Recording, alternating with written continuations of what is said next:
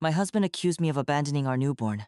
And in that moment, I realized something was terribly wrong. David's voice came through the phone sharp and unfamiliar, like it belonged to a stranger wearing my husband's name. It was late afternoon, that soft, hazy hour when the sun leans against the windows and the house goes quiet in a way that feels earned. Olivia was asleep on my chest, her tiny mouth puckered, one fist tangled in the fabric of my shirt. I remember the warmth of her, the weight, how grounding it felt. "Megan," David said, not bothering with hello. "Why are you leaving our baby with Rebecca every day?" I laughed at first, a small, confused sound that slipped out before I could stop it. "What are you talking about?" I asked. "Olivia's been with me all day. She hasn't left the house." There was a pause. Not the thoughtful kind. The kind that tightens your stomach. "Rebecca says you drop her off every morning," he replied. "Dad's been taking her over there." "Megan, this isn't funny." I looked down at Olivia, at the slow rise and fall of her chest, the way her eyelashes rested against her cheeks like punctuation marks at the end of a sentence. My free hand began to tremble. "David," I said quietly, "our daughter is here. Right now. She hasn't gone anywhere." The silence on the other end stretched, filled only by the faint crackle of the line and the distant sound of traffic where he was. Then he exhaled, long and shaky. "Then whose baby has Rebecca been watching?" That question's simple, horrifying, split something open inside me. I felt it in my chest first, then behind my eyes. Olivia stirred, sensing the change in me, and I rocked her gently, whispering nonsense sounds meant to soothe us both. "I don't know," I said. And for the first time since becoming a mother, not knowing felt like standing at the edge of a cliff. Before that day, my life had been ordinary. In the quiet, precious way new motherhood makes everything feel. Olivia was 6 weeks old, still soft, still new, still surprising me with how deeply someone so small could rearrange my entire world. Our mornings began with light filtering through the thin curtains in the nursery, the pale yellow walls David had painted himself while humming off-key. I'd wait to Olivia's cries more like kitten mews than anything demanding and scoop her up before she worked herself into a real protest. The smell of baby lotion clung to everything. My days were measured in feedings, diaper changes, and those rare moments when she slept long enough for me to drink a cup of coffee while it was still warm. David was a good father. Tired, yes, but attentive. He kissed Olivia's forehead before work every morning and texted me pictures of babies he saw at the grocery store with captions like, "Ours is cuter." He worried about money more than he needed to, and about me more than I admitted. We were learning, together, how to be a family of 3. Rebecca, his sister, had always been part of that picture. She lived 10 minutes away, close enough to drop by with casseroles and unsolicited advice. She was practical, steady, the kind of woman who folded laundry with sharp precision and labeled everything in her pantry. She adored Olivia in a careful, almost reverent way, like she was afraid to break her. And then there was my father-in-law, Harold.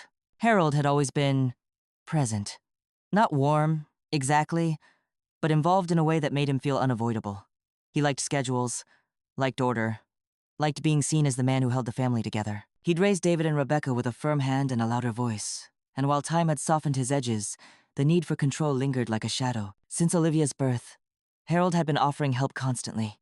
Too constantly, if I'm honest. "You look exhausted," he'd say, peering at me over his glasses. "You should let Rebecca take the baby more. You need rest." I'd smile politely and deflect. "I'm managing," I'd say. And I was. Tired, yes, but managing. He'd suggested schedules, routines, systems. He'd even once joked, "Babies do better when someone else steps in early." I remember feeling a small flare of irritation then, but I brushed it aside. He was old-fashioned, well-meaning. That's what I told myself. The first real crack appeared so quietly, I almost missed it. It was a Tuesday, I think. Rebecca texted me mid-morning. "Hope Olivia slept well last night." I stared at my phone, reread the message, then typed back. She did. Why? A few minutes passed. Then, just checking. Something about it nagged at me, but I was too tired to chase the feeling down. New motherhood trains you to ignore your instincts in favor of survival. I fed Olivia. I washed bottles. I moved on. Later that week, David mentioned casually, over dinner, that Rebecca had been such a big help lately. I looked up from my plate. "How so?" He shrugged. "With the baby. Dad says she's been watching Olivia so you can rest." I remember the way the fork slipped from my fingers and clinked against the plate. David didn't notice. He was already talking about work, about a meeting that ran long. "David," I said slowly, "Rebecca hasn't watched Olivia. Not once. I haven't needed that. He frowned. That's not what Dad said. We sat there, the space between us filling with something unspoken. The clock on the wall ticked loudly, each second landing heavier than the last. Maybe he misunderstood, I offered, though my voice lacked conviction. Maybe, David said, but he didn't sound convinced either. That night, after David fell asleep, I lay awake listening to Olivia's soft breathing through the baby monitor.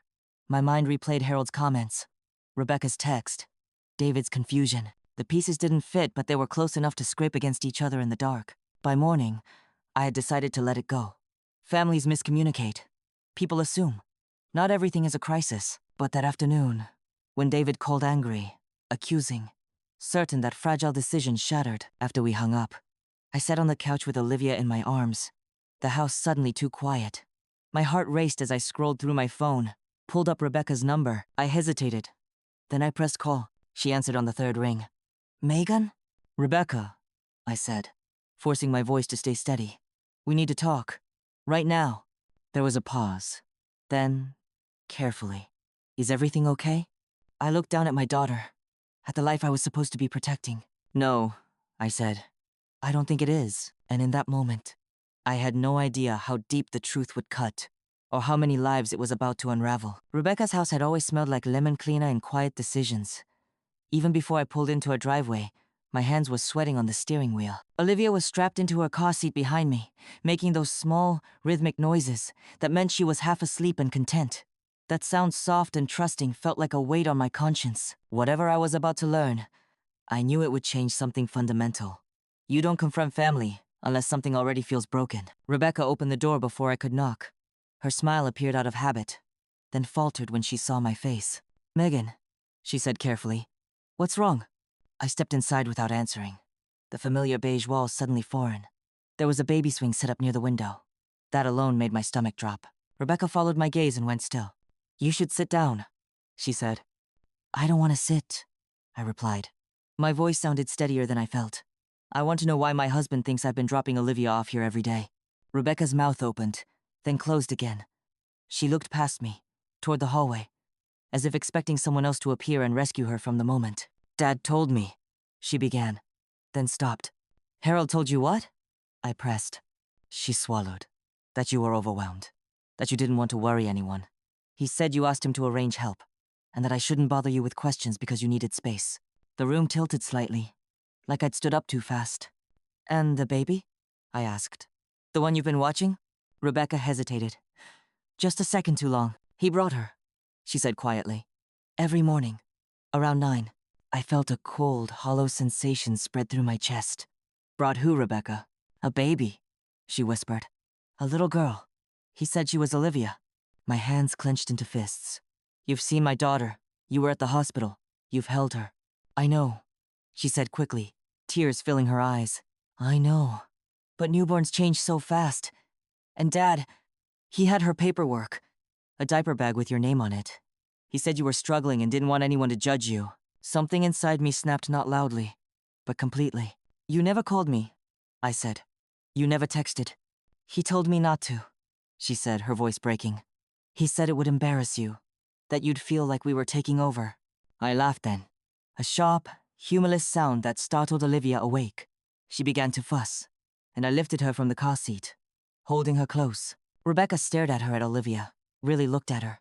Her eyes widened, confusion dawning like a slow sunrise. She's smaller than... Rebecca stopped herself. Her hand flew to her mouth. Oh my God, I nodded. So whose baby have you been raising all this time? The words hung between us, heavy and poisonous. Rebecca sank onto the couch, her knees giving out. I didn't question him, she whispered. He's our father. He sounded so sure, so concerned. I felt anger rise, not at Rebecca, not fully, but at the man who had taught his children that his word was final. I pulled out my phone and called David. He answered immediately. We need to come over, I said. Now. And we're bringing Olivia. There was a pause, then. Okay. Harold lived in the same house David and Rebecca grew up in. White siding, neatly trimmed hedges, everything in its place. It had always struck me as a home where nothing unexpected was allowed to happen. We arrived together, David's car pulling in behind mine. He looked shaken when he stepped out, his jaw tight, eyes searching my face, then Olivia's. Inside, Harold was sitting at the dining table, reading the newspaper like it was any other day. He looked up, startled, then annoyed. "What's all this?" he asked. I thought Rebecca was handling things. Rebecca stood behind us, pale and silent. "Handling what?" David asked sharply. Harold sighed, folding the paper with deliberate slowness. "You two are making this bigger than it needs to be." I stepped forward, my voice calm in a way that surprised even me. "Whose baby have you been dropping off at Rebecca's every day?" His eyes flicked to Olivia in my arms. Just for a moment. That was all it took. The color drained from his face. "That's not Olivia," Rebecca said softly. "Is it?" Silence pressed down on us, thick and suffocating. Finally, Harold spoke. "Sit down." "No," David said. "You sit down." Harold lowered himself into the chair, suddenly looking older, smaller. "She's mine," he said. The words came out flat, practiced. "The baby, she's mine." The room exploded, David shouted. Rebecca cried out. I felt like I was underwater. Sounds muffled, heart pounding in my ears. "You're lying," David said. "You have to be."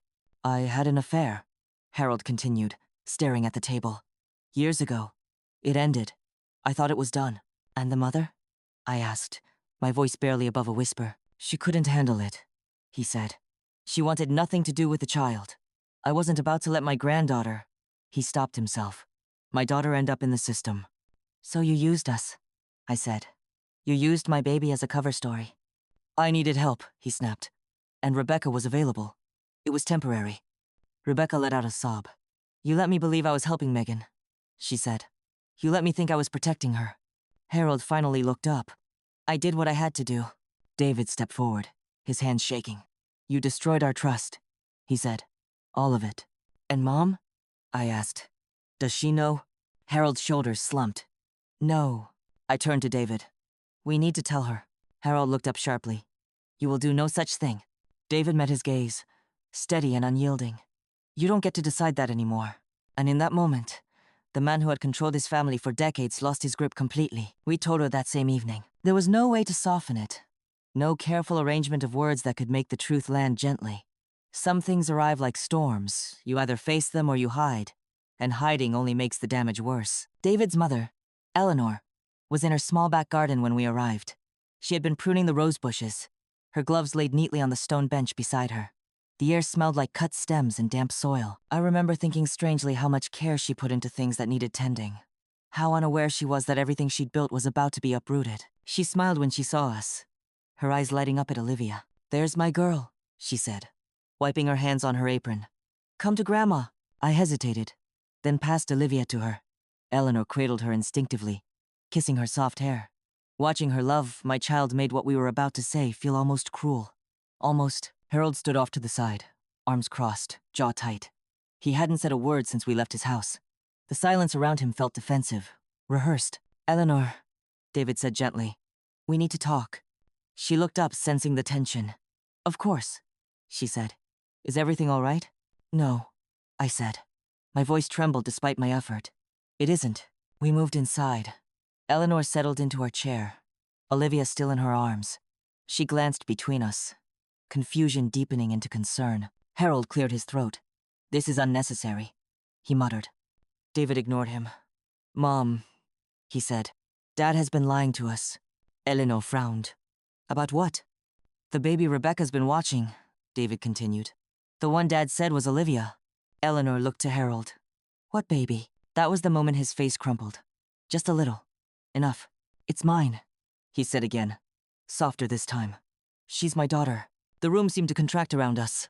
Eleanor blinked, once, twice, as if she hadn't heard him correctly. "You mean, your granddaughter?" she asked. "No," I said quietly. "His daughter." Eleanor's grip tightened on Olivia. Her breathing became shallow. "Harold," she said, her voice barely above a whisper. "Tell me, this isn't true." He said nothing. The silence answered for him. She looked down at Olivia then, her eyes filling with tears. "You used this child," she said slowly. "You used our son's baby to hide your shame." "I was trying to fix a problem," Harold snapped. "You wouldn't have understood." Eleanor laughed a broken, incredulous sound. "After 42 years of marriage," she said, "you still think I don't understand you at all." She stood, handing Olivia back to me with shaking hands. "Take the baby," she said. "Please." I did, holding Olivia close as Eleanor straightened her back, dignity settling over her like armor. "Get out," she told Harold. "Not forever. Not yet. But tonight, get out." Harold sputtered. "You can't just..."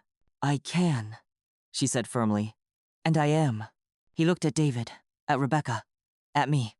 No one spoke. No one moved. Harold grabbed his coat and left without another word. The fallout was immediate and brutal. Eleanor filed for divorce within the week. The papers arrived in a plain envelope. Unceremonious. Final.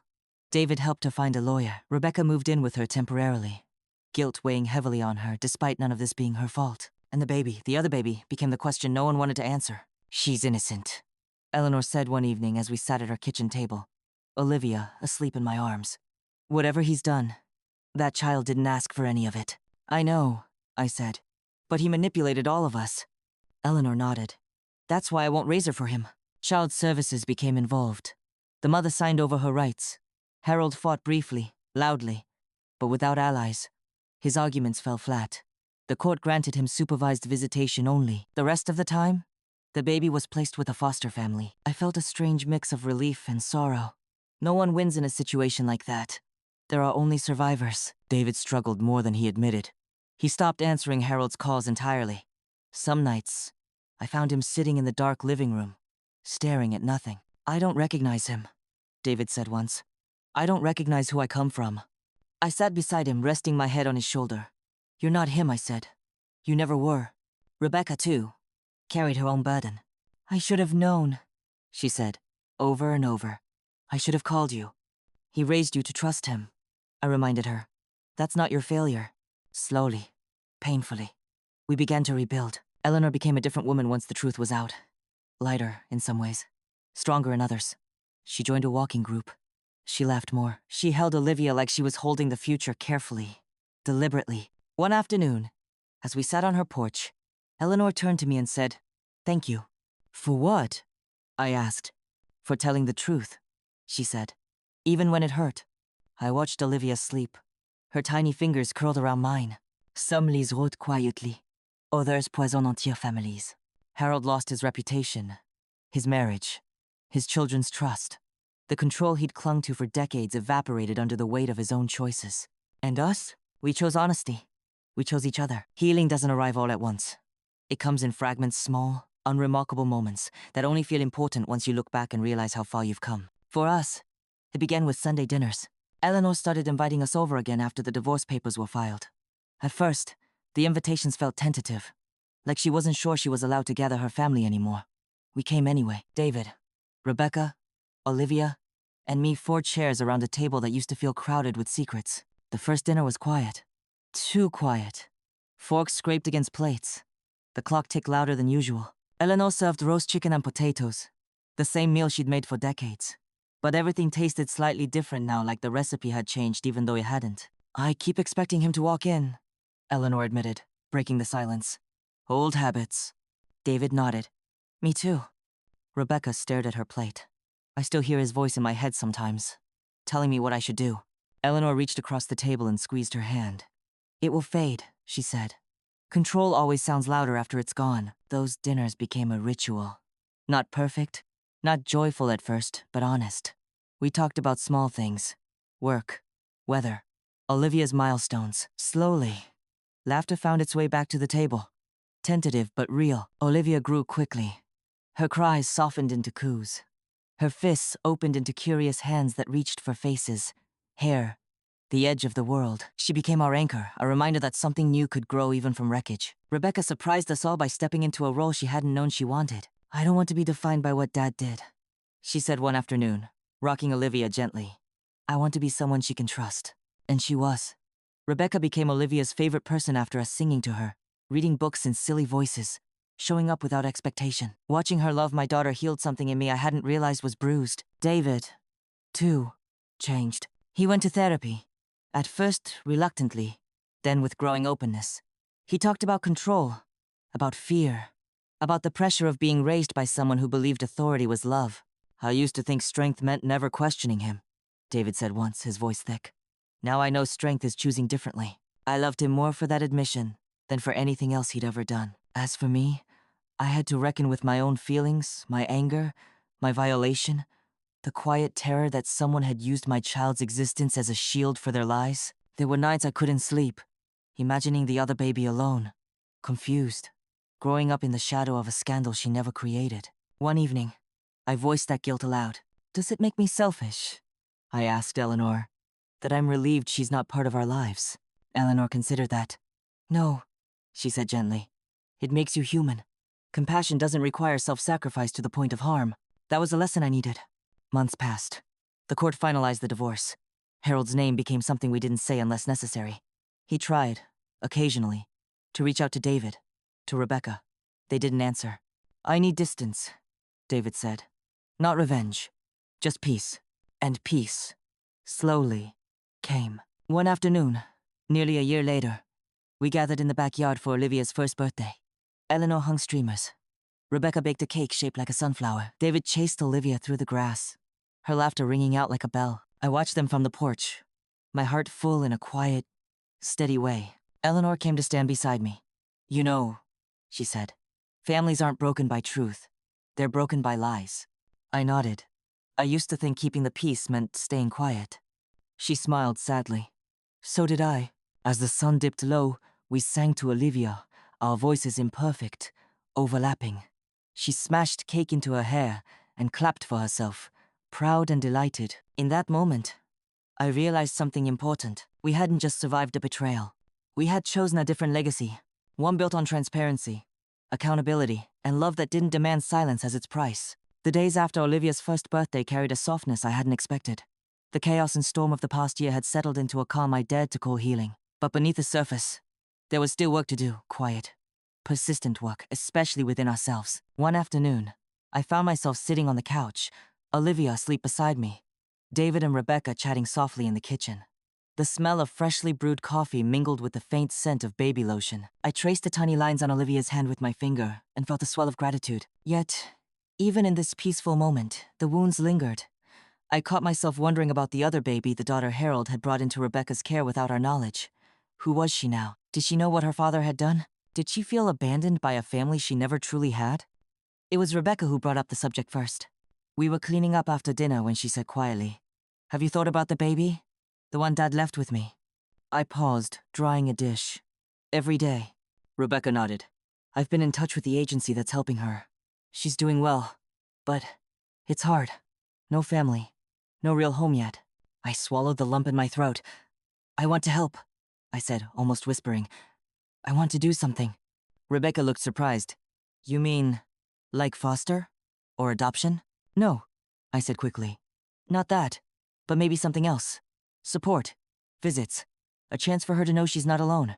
Rebecca smiled, tears in her eyes. "I'd like that. I think Mom would too."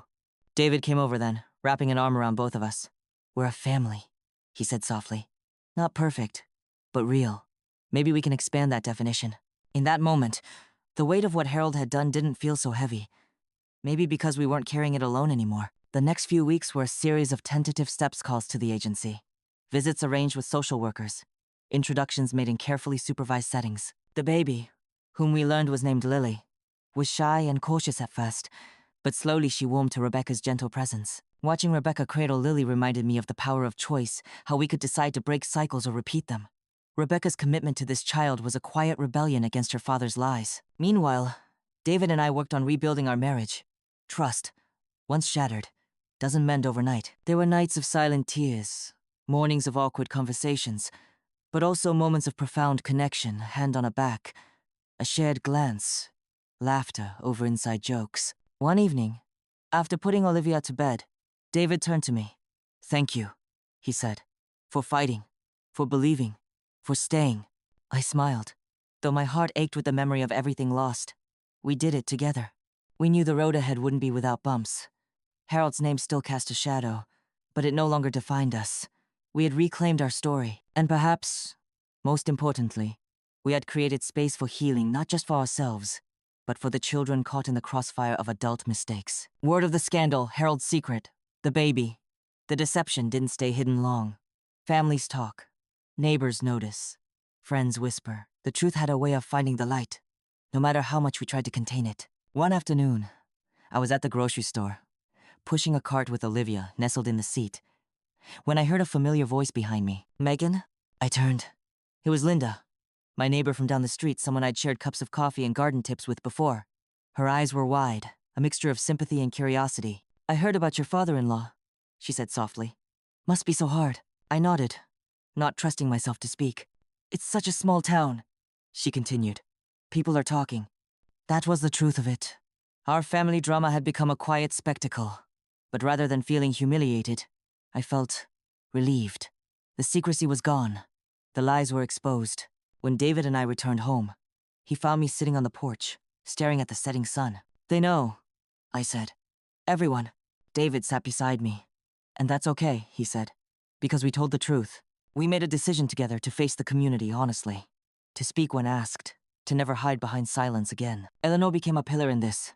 At church gatherings and neighborhood meetings, she stood with us, her presence a testament to resilience. "I won't let shame define us," she said one Sunday.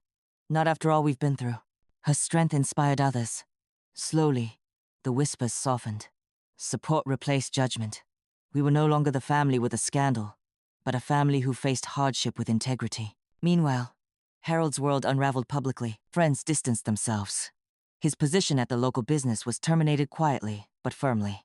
The divorce made headlines in the small community newsletter. His children, David and Rebecca, made it clear they would no longer be involved. "You made your choices," David said the day Harold tried to reach out again.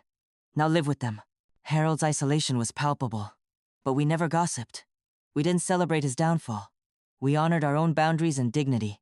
The focus remained on healing, on protecting Olivia and supporting Lily, both children who deserved love and safety above all else. One evening, as I tucked Olivia into bed, she smiled up at me, sleepy and trusting. "Mommy," she whispered, "I love you." I kissed her forehead, the warmth of her skin grounding me. "I love you too, baby." In that moment, I knew that no matter how broken things had become, love had the power to rebuild. The process of rebuilding our family was neither swift nor simple, but it was real, and it was ours. Rebecca and Eleanor took on new roles, not just as relatives, but as partners in raising Olivia. They embraced the responsibility with grace, their past grievances softened by the shared goal of healing. One afternoon, Eleanor called me while I was folding laundry, her voice calm and steady. "Let's make a plan," she said. "For the holidays, for Olivia's future. We can't change what happened, but we can choose how we move forward." I felt a warmth spread through me. For the first time since the truth came out, I believed in a future where family meant more than blood. It meant trust, respect, and support. David and I grew closer, our bond strengthened by the trials we endured. Therapy became a sanctuary, a place where we could speak honestly without fear. "I'm learning to let go," David said during one session. "Not of you or Olivia, but of the past, of the expectations I had for my family." I nodded, tears in my eyes. "Me too." Together, we crafted new traditions: Sunday brunches at Eleanor's, quiet evenings reading stories to Olivia, visits with Lily that, though supervised, blossomed with tentative affection. The day Lily smiled at Rebecca, reaching out with small fingers, was a victory for us all. I often reflect on the lessons this journey has taught me. Truth, I've learned, is a fragile but essential foundation. Without it, love becomes a fragile facade. Without honesty, families fracture under the weight of secrets. But honesty alone isn't enough. It must be paired with forgiveness, not necessarily of wrongdoing, but of human imperfection. And finally, family is not a perfect picture. It's a messy, complicated, beautiful thing made up of flawed people trying their best. As I watch Olivia take her first steps, giggling and unsteady, I understand that we too are learning to walk again. Not without stumbling, but with courage. Our story is far from perfect, but it is ours. And in that truth, I find peace. Thank you for listening to my story. Sometimes, the people we expect to protect us can be the ones who hurt us the most. But in the end, it's the choices we make afterward that define who we really are. Have you ever faced a betrayal within your own family? How did you find your way back from it? I'd love to hear your thoughts and experiences in the comments. If this story resonated with you, please subscribe and support our channel for more stories about real families and real struggles. Remember, you're never alone. Until next time, take care of yourselves and each other.